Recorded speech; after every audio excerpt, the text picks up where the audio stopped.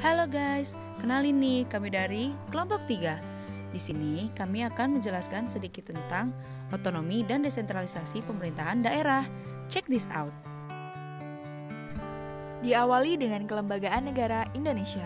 Kalian tahu nggak sih, lembaga negara adalah lembaga pemerintahan atau civilized organization, di mana lembaga tersebut dibuat oleh negara, dari negara, dan untuk negara, di mana bertujuan untuk membangun negara itu sendiri. Lembaga negara memiliki 5 tugas, diantaranya yang pertama, menciptakan suatu lingkungan yang kondusif, aman, dan harmonis. Kedua, menjadi badan penghubung antara negara dan rakyatnya. 3, menjadi sumber inspirator dan aspirator rakyat. Keempat, memberantas tindak pidana korupsi, kolusi, maupun nepotisme. Dan yang terakhir, membantu menjalankan roda pemerintahan negara. Lembaga Negara Indonesia adalah lembaga-lembaga negara yang dibentuk berdasarkan Undang-Undang Dasar, Undang-Undang, atau oleh peraturan yang lebih rendah. Lembaga negara di tingkat pusat dapat dibedakan dalam 4 tingkatan kelembagaan, yaitu lembaga yang dibentuk berdasarkan Undang-Undang Dasar, lembaga yang dibentuk berdasarkan Undang-Undang, lembaga yang dibentuk berdasarkan peraturan pemerintah atau peraturan presiden, dan yang terakhir lembaga yang dibentuk berdasarkan peraturan menteri. Adapun lembaga di tingkat daerah yang dibentuk berdasarkan Undang-Undang Dasar, Undang-Undang, dan peraturan pemerintah atau peraturan presiden yang pengangkatan anggotanya dimulai dari keputusan presiden, keputusan gubernur, hingga keputusan bupati atau wali kota. Selanjutnya, sumber keuangan dari urusan pemerintahan. Berdasarkan Undang-Undang Nomor 23 Tahun 2014, klasifikasi urusan pemerintahan terdiri dari 3 urusan, yakni urusan pemerintahan absolut, urusan pemerintahan konkuren, dan urusan pemerintahan umum. Urusan pemerintah absolut adalah urusan yang sepenuhnya menjadi wewenang dari pemerintah pusat.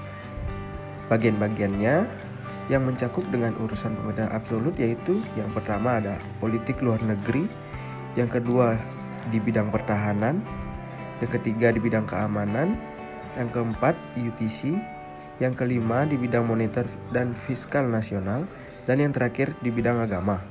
Selanjutnya yaitu urusan pemerintahan kongruen. Urusan pemerintahan kongruen adalah urusan pemerintahan yang dibagi antara pemerintah pusat dan daerah, juga daerah kabupaten atau kota.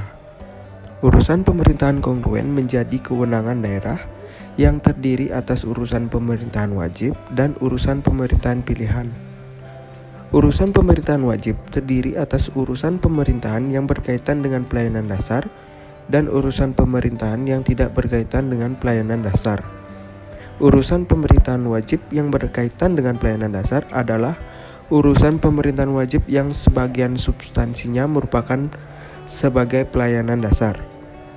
Urusan pemerintahan kongruen yang diserahkan ke daerah akan menjadi dasar bagi pelaksanaan otonomi daerah di daerah tersebut.